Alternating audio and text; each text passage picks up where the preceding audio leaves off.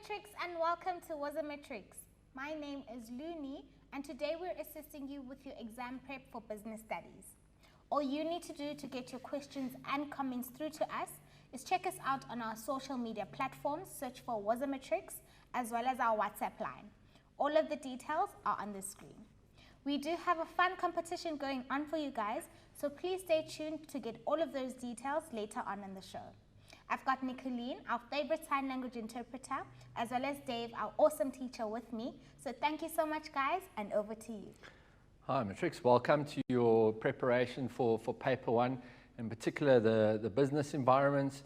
So we'll be discussing all recent legislation that will impact on the business, strategies, as well as the different sectors. So we're going to get into some questions first.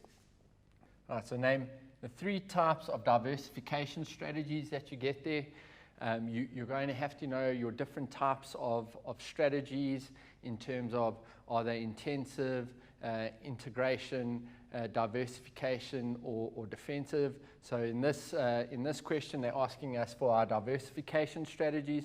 So let's see what the answer is.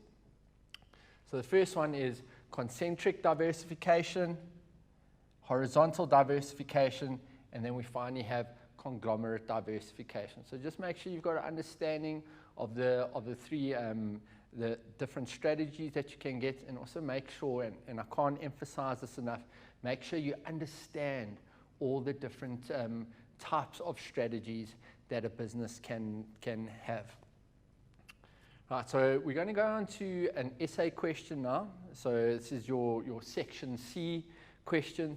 However, why we're also going to be doing this essay question now, because every essay will have 4 sub-questions in it, and each one of those sub-questions could be a potential section B question. So we're going to go through the 4 different questions of this particular essay, and I'll be explaining them to you as if there could also potentially be a section B question. So let's see what the question has in store for us. So businesses realize the importance of strategic management process when devising suitable business strategies. So we can see, right, okay, we've got a potential question on strategies here. Some businesses maintain their Porter's 5 forces model, right? So now we're looking at different industrial tools that we can use, of which Porter's 5 forces is one of them, plays an important role in remaining competitive in the market environment. So remember, the market environment is that environment just outside of the business. Business has no control over it. However, we can influence a degree of control over it. So let's see what the question is going to ask from us. So the first question is, describe the strategic management process. The next question will be, discuss 3 types of defensive strategies that a business may use to address challenges in the macro environment. And the next question is, explain how businesses could apply Porter's 5 forces to analyze the market environment. So you can see the questions are already mentioning the macro environment, market environment. So it's going to be, we have to make sure we get our head around the different business environments. And then the final question is, advise the business on the steps they should consider when evaluating strategies. So I've also given you potential marks that this question could be in section B, as well as how much these particular sections will count if this was just a plain section C essay. So if we go, the first question is, describe the strategic management process. So we've got 2 options that are both right that you can use for this question. So I'm going to go through option 1, and then I'll be going through option 2.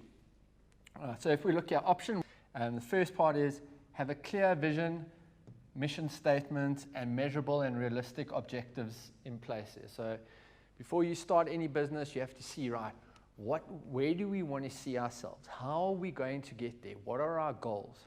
So if you look for you matriculants, you should have a clear vision of what you want to achieve in your final exams now. If you don't have a clear vision, you're never going to achieve what you should fully achieve, because you don't know where you should be going.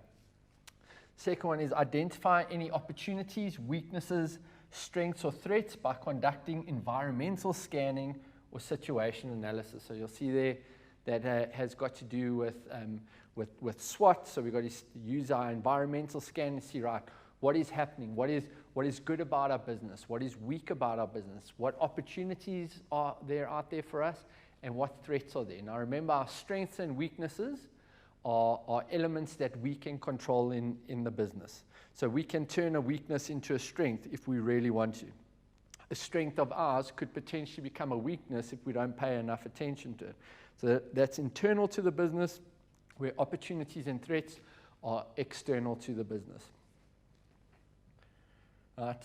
We have to see what tools are available for environmental scanning, and these may include a SWOT analysis, as I've mentioned already, Porter's 5 forces model. There's also PESTEL analysis, which has a look at the macro environment, and then we have in other industrial analysis tools. And then we must formulate alternative strategies to respond to business challenges.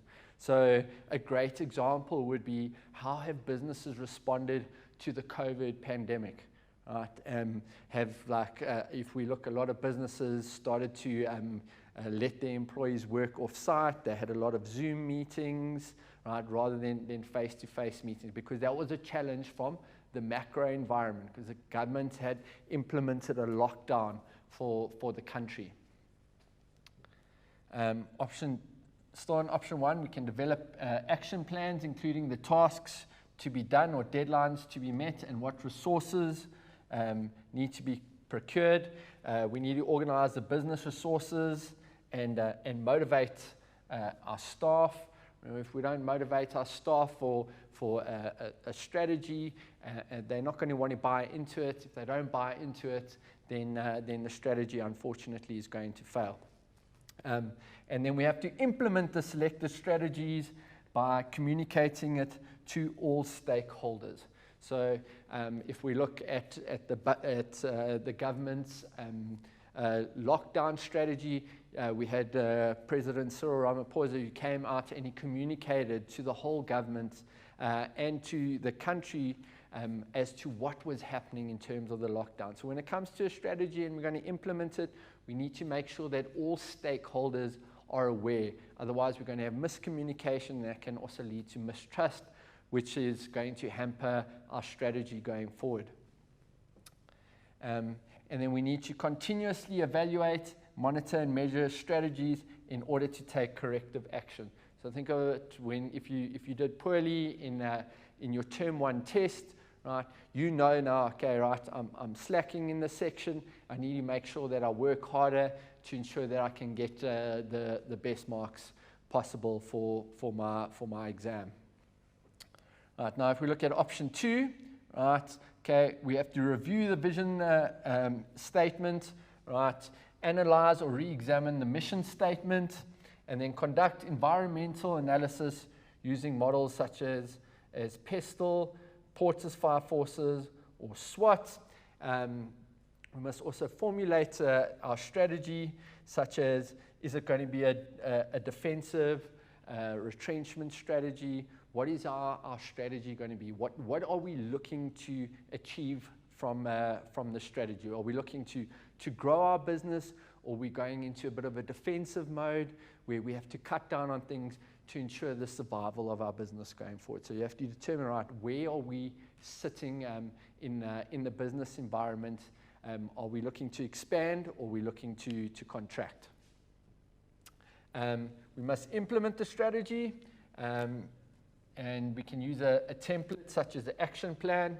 We've got to control, evaluate, and monitor the implemented strategy to identify any gaps or deviations in implementation, so to make sure that, right, what are the possible pitfalls of the strategy, right? What can we do to ensure that we don't fall into any holes, and make sure that we've thought of all the possible scenarios that could impact on our business strategy.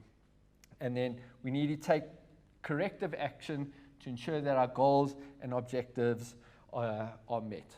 All right, so if you think of a football team, The strikers aren't getting the goals up front. So what would the coach do? He'd take corrective action. He might take off some of those strikers and put on other strikers so that they can go out there and score some goals. It's the same thing with the business. If something's not working, you have to take that corrective action to make sure that you can achieve your goals. All right. Now, if we look at the second part of the question, it asks you to discuss 3 types of defensive strategies that businesses may use to address challenges in the macro environment. So remember, the macro environment, we've got absolutely no control over that. However, the macro environment does have a massive impact on our business. So now they're asking us to discuss the 3 defensive strategies that we could potentially follow. So we look, the first strategy is divestiture or disinvestment. Right, so that's where we're disposing or selling some assets or divisions that are no longer profitable or productive for the business. A business might take a certain brand of theirs that isn't performing well, and they decide to just dispose of it because it is now it's costing them more money than it's actually bringing in. Right. Maybe the selling off of divisions or product lines with slow growth potential. Right. So businesses need a lot of growth where those particular lines, there isn't a lot of growth there. So what do? They might sell it off there to use that money elsewhere. Right. You could potentially decrease the number of shareholders by selling ownership. And then with the divestiture, we could be paying off our debts by selling unproductive assets, right, to ensure that we aren't in a massive debt trap. So we sell off a whole bunch of our assets to help pay off our debt. Remember that when you're in debt, you're going to be paying interest on that, and that's money that is going out of the company that the company can't take advantage of. And they could withdraw their investment shares in another business, so they can take their money out of another business and use that for their current business to ensure its survival and that it doesn't close down. Right, now, the next defensive strategy we have is liquidation. Now, liquidation is the last strategy that a business can follow. Once a business is liquidated, it can no longer exist. Right. So, and you'll see why now. So liquidating is selling all assets to pay creditors, people that we owe money to, due to a lack of capital. So we take all of our assets and we sell all of our assets so that we can take that money that we get from selling our assets to pay off all of our creditors, all the people that we owe money to. It's selling the entire business in order to pay shareholders a fair price for their shares. Right? So it's a last resort for a company. So when a company gets liquidated, they first will pay off all their creditors, and if there's any money left, they'll then pay out their respective shareholders. Right. Also on liquidation, it's allowing creditors to apply for forced liquidation in order to have their claims settled. So if you owe your creditors a lot of money, they can force liquidation, and they can make you shut down, where you have to sell all of your assets so that they can get the money that is owed to them. So you'll see there was a lot of, during the lockdown, there were a lot of companies that had to liquidate because they had too much debt, and their creditors were in need of money, so they had to shut down their business, sell all of their assets so that they could pay their creditors off. So their creditors forced them into that situation. So that's also why, as a business, as a strategy, we want to ensure that our debt levels are well within control, that we don't have to be liquidated. And then it's allowing creditors to apply for that forced liquidation, as I said there, so that you can go and they can get their money from you so that they can settle their debts. All right, and then the final defensive strategy is retrenchment. So that's where we're terminating the employment contracts of employees for operational reasons. So there isn't enough business coming in, so unfortunately we're going to have to retrench people. There isn't enough work coming in, there isn't enough money coming in. So in order for the business to save money, they will retrench people. It's not a very nice thing to go through for either the company or the relevant employee. So it's something that you, apart from liquidation, it's like a final resort that you want to go through. We can decrease the number of product lines or closing certain departments, and it may result in some workers becoming redundant. So you might say, right, this product line is not performing well at all, so we're just going to close it down completely, and that may cause people that work in those product lines to then become unemployed because they've been retrenched. There's no point in having them work there anymore. And that's the first two parts of the section C. After the break, we'll be going over the next two questions. Over to you, Lini. Thank you, Dave. Guys, we are going to take a quick break, so please don't go anywhere. We'll see you straight after this.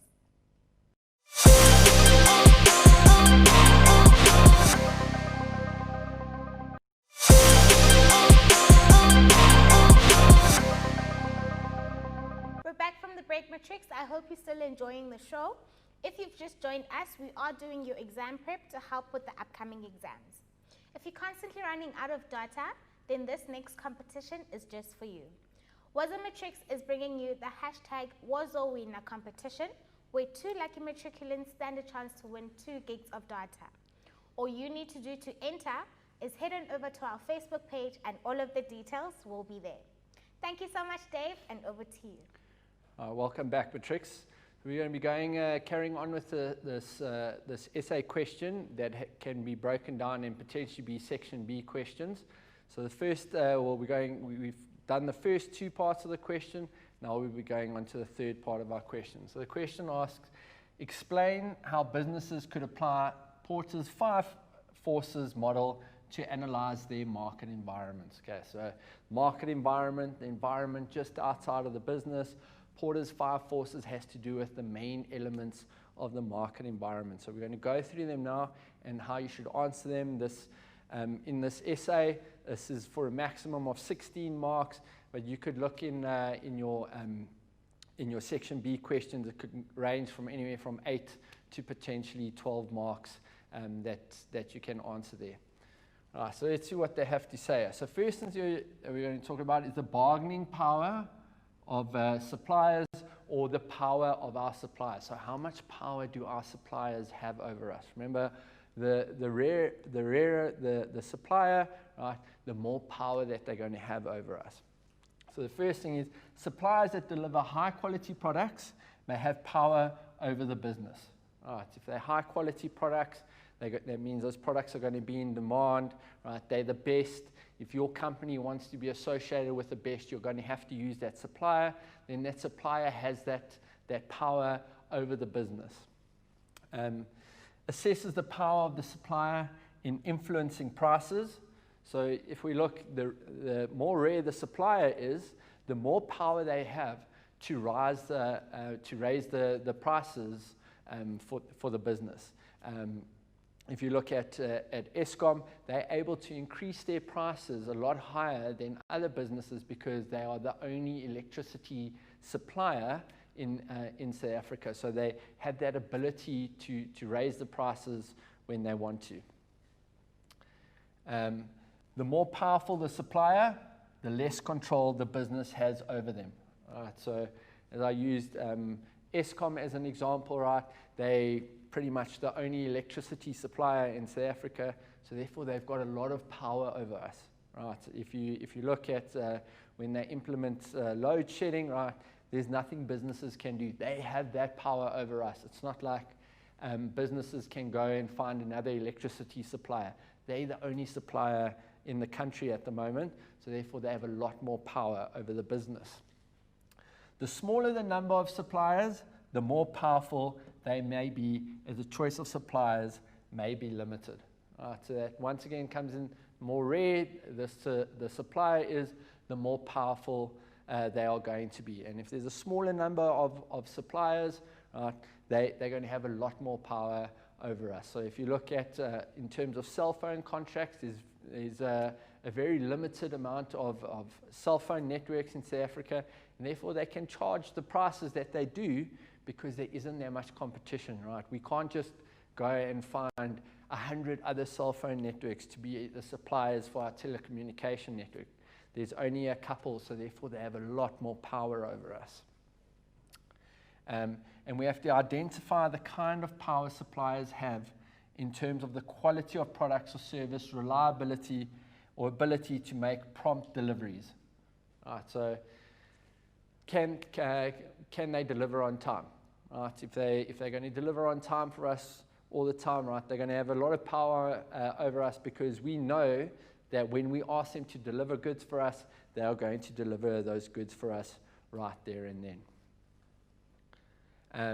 We can assess how easy it is for, the bargaining power of buyers assesses how easy it is for buyers or customers to drive prices down.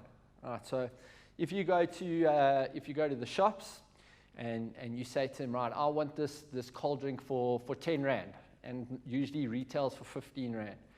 The shops are going to tell you, no, well, sorry, pal, like you either pay the full amount or else you can't buy the product.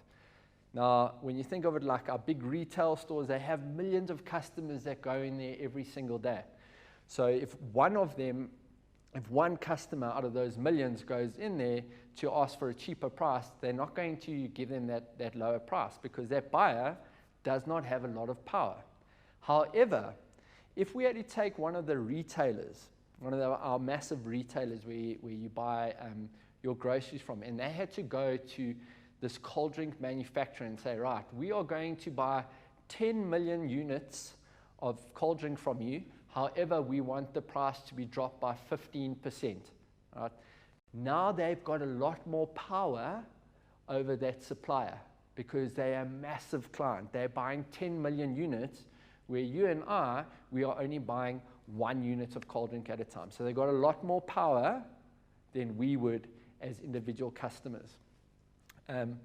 You have to determine the number of buyers and the importance of each buyer to the business, and the cost of switching to other products. So if I want to cancel my cell phone contract, I'm going to unfortunately incur penalties there. So it isn't worth my while for me to chop and change between contracts every single month, because every time I enter a new contract and I leave it, I'm going to have to pay some penalties. So it's going to cost me quite a bit of money. Where if it's very easy for you to switch from one supplier to another as the buyer, right, you're going to have a lot more power there, because you can chop and change without there being any financial impact on you, and that makes it a lot easier for you to switch there. And because of that, the buyers can have a lot more power. Right, a few powerful buyers are often able to dictate their terms to the business. So if I use the retailers as an example, there's essentially only a handful of retailers in South Africa. They've got a lot more power because they are buying in bulk. They're buying millions of units at a time. Even though there's only a small group of them, they have a lot of power, because if your product isn't in one of those retailers, you are losing out on a massive part of the market that you could be selling your products to. Buyers buying in bulk can bargain for prices in their favor. The more you're buying, the cheaper you can get those products, and you can negotiate the price down, which is going to be a powerful position for the buyers if you're buying in bulk. So if we had to go to one of the retailers and say, right, we want to buy 5 million units of cold drink from you, right, then we'll be able to get a lot better price than if we were just like, I only want to buy 1 unit from you. And if we look, if buyers can do without the business's products, then they have more power to determine the prices and terms of sale. So you would have seen that during the certain stages of lockdown, that there was a lot of sales that was happening because a lot of consumers had gone without those products during the lockdown, and now they've got that power where they can be like, well, I'm not going to buy from you. I will rather go buy from someone who's cheaper and who's going to give me a better price. So consumers have a lot more power. If you look at the rental market, right, renters now actually have a lot more power because people are buying houses more. However, that leaves a lot of empty homes that need to be rented. So therefore, we're going to see the rental prices go down. So now there's a lot more power for the actual buyer. Right, then we're going to look at the threats or barriers of new entrants to the market. That's quite big there. Right? How easily can you join this market? So we look, if the barriers to entry of the market are low, then it is easy for new businesses to enter the market or industry. Right, so if we look, if you want to start your own cell phone network, there's a lot of red tape that you have to go through. You have to make sure that you apply to certain institutions. You've got to make sure that you aren't falling foul of the law, right? So it's very difficult. On top of that, to put up all like the cell phone masts, it's going to cost you a lot of money. So it's very, very difficult to enter the cell phone industry. However, if we look, how much more difficult is it if you want to start your own little coffee shop or a mobile coffee shop? Right? There it's going to be a lot easier. So people would be able to enter the coffee market a lot easier than they would be able to start their own cell phone network. If the business is highly profitable, it will attract potential competitors that want to benefit from high profits. So if we've seen like technology companies, there's been a lot of companies that have started manufacturing cell phones because they saw how profitable it was for one organization. If you just think of all the streaming services that you get out there, there was one main streaming service that started very profitable. What has happened is that now we have a lot more other companies that also have their own streaming service because they've seen how profitable it is there. So if your industry is very profitable, it's easy to get into. We're going to see that there's going to be a lot more competition that'll be joining in. All right. If the barriers to enter in the market are low, then it's easy for the new businesses to enter, as I've said there. So the easier it is to get into a certain industry, the easier it's going to be for competitors to come in and to compete with you directly. New competitors can quickly and easily enter the market, and if it takes a little time and money to enter the market, so that the easier it is to get into the market, the more likely you're going to have those competitors coming in there. And if there are a few suppliers of a product or service, but many buyers, it may be easy to enter the market, right? So that's a situation where maybe the current businesses aren't satisfying the needs of their clients sufficiently. So that means that other businesses can come in which they can potentially satisfy the demand for the product out there. All right, and then we're going to look at the power of our competitors and our competitive rivalry. So competitors selling the same or similar products or services may have a greater impact on the market of the business. Right, so this is our competition, the business environment. It's not about hippies saying shawao, let's all share a part of the pie here. Right? Businesses are there to try and get customers away from their competitors. Right? So we'll see, right, how much competition is in this environment. If competitors have a unique product or service, then they will have greater power. So the more unique your product or service, the more power that you are going to have over that particular environment. A business with many competitors in the same market has very little power in their market. So if you look at the fast food industry, right, there's a lot of competition there. So particular individual businesses, they don't have a lot of power because there's such a great variety of choice to choose from. So customers can go anywhere and they can go and find the best deals, which will suit them. However, that might not always suit the business. And then we've got to draw up a competitor's profile so that they can determine their own strengths as well as that of their competitors. So you need to see, right, what are our strengths? What are our competitors' strengths? How can we take advantage of our strengths to maybe exploit the weakness of our competitors and to pull more customers our way? And what are our competitors' strengths? Now, if I know what the strengths of my competitors are, I can come up with a strategy in which I can maybe boost up our weaknesses to make sure that our weaknesses are less and that our strengths are stronger. So you need to know who you are competing against and what their strengths are. All right. And then some businesses have the necessary resources to start price wars and continue selling at a loss until some or all competitors leave the market, right? So they can potentially go into a price war where they undercut each other the whole time, and that, well, the people who benefit most from that are the consumers.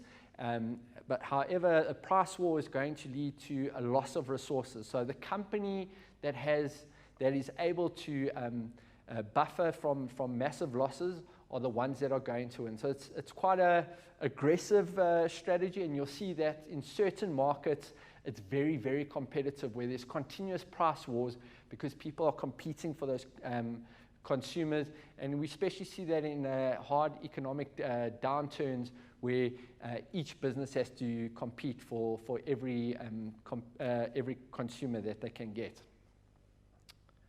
And then we look at threats of substitute. So we have to establish where the substitute products have improved their products or sell lower quality goods at lower prices. So can my product be substituted? Who can substitute it? If it's going to be substituted, is it going to be substituted by a product that's superior or inferior to us? And if the business's product can be easily be substituted, it weakens the power of the business in the market. So if I can just go to the shops and I buy a rival brand, it's easy as pie for me. I can get on with it then, and we're going to see that the business has got little power in that regard. And if the business sells unique products, it will not be threatened by substitute products. So the more unique your product, right, the less likely it will be to be substituted. All right, Looney, I think we can have a break. Thank you, Dave. Guys, we are going to take a quick break. Before we do, don't forget to send us your questions and comments on our social media platforms, as well as take part in that competition so that you can stand yourself a chance to win data. Thank you so much, and we'll see you after this.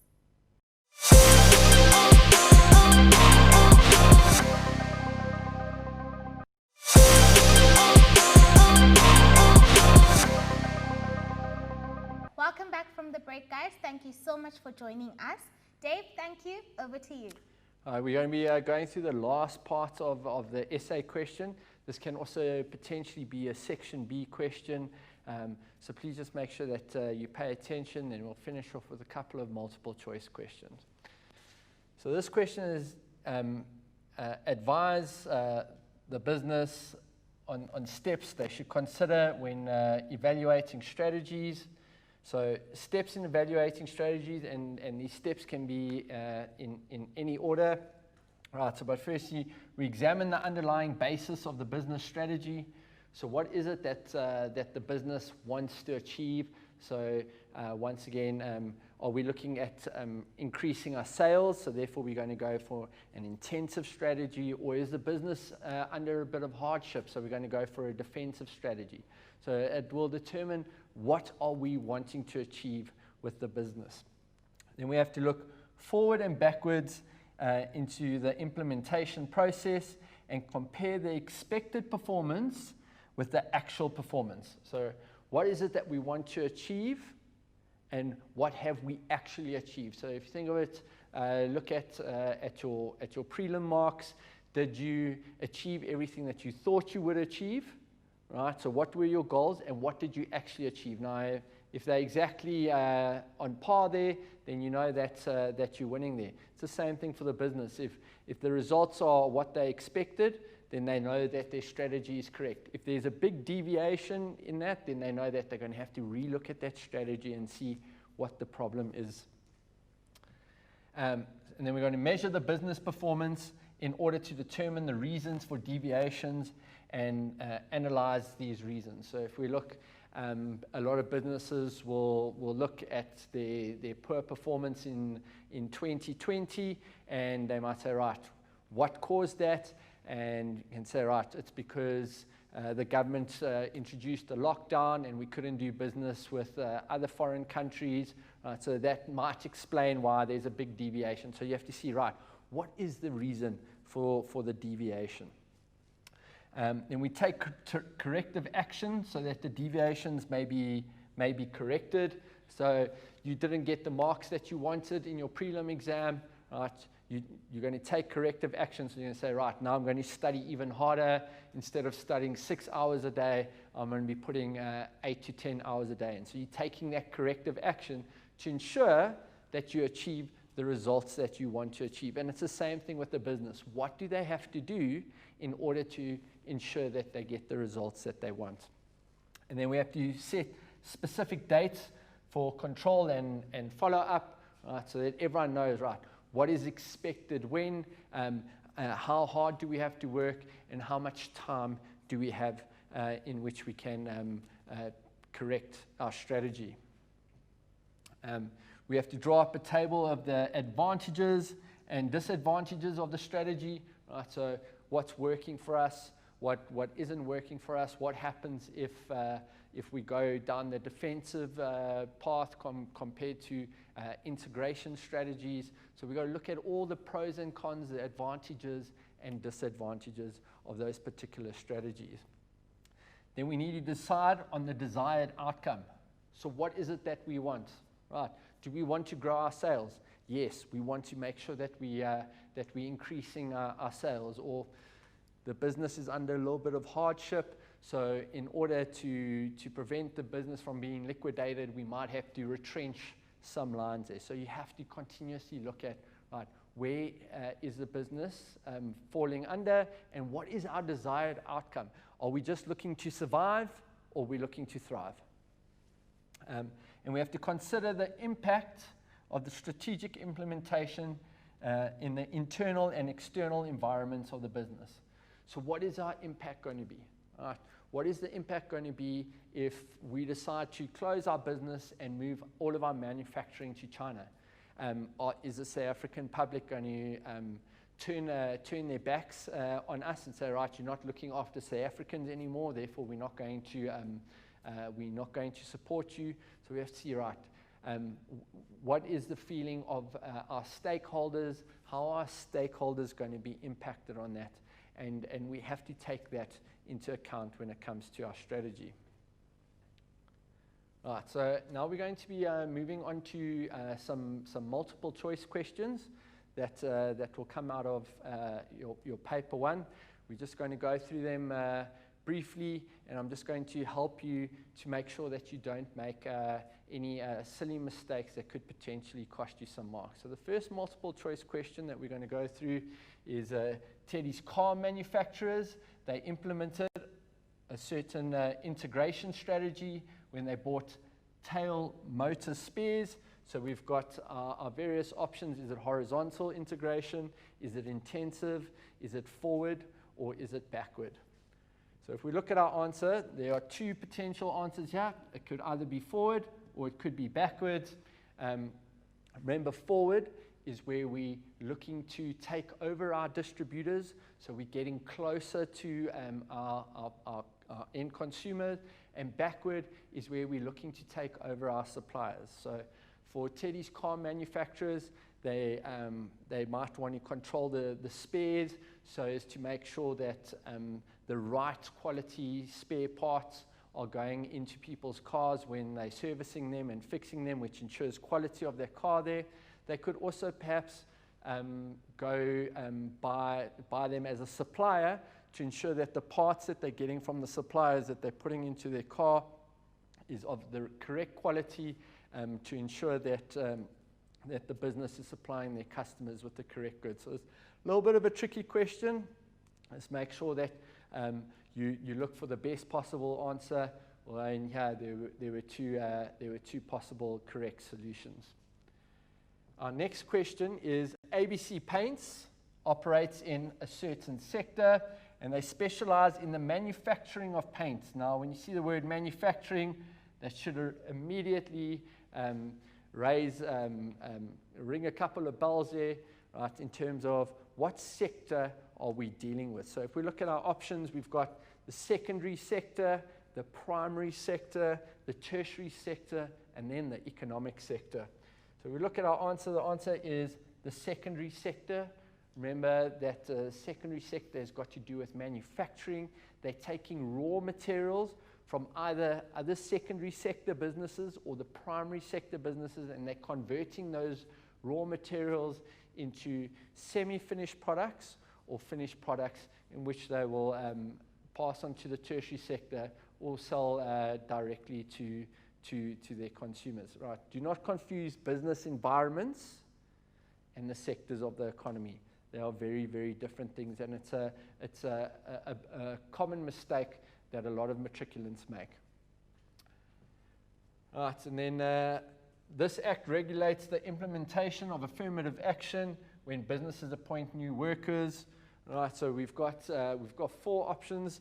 The first one is the Consumer Protection Act. Second option is the Employment Equity Act.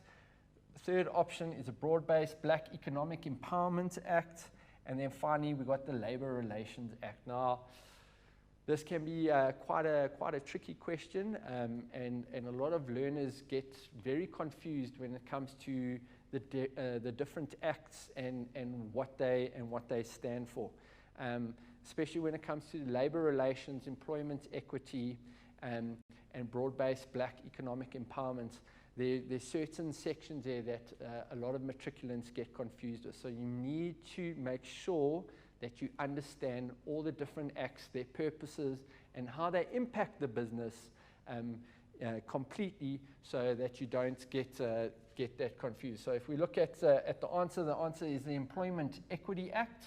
Okay, remember that's all about making sure there's equality in the workplace and that the business is representative of the South African demographics of the country. So the demographics is like what is the population made up of in terms of age, what is the racial breakup of the population, and there's a provision in the Employment Equity Act where they will apply affirmative action so as to make sure that they can redress imbalances from the past on previously disadvantaged individuals.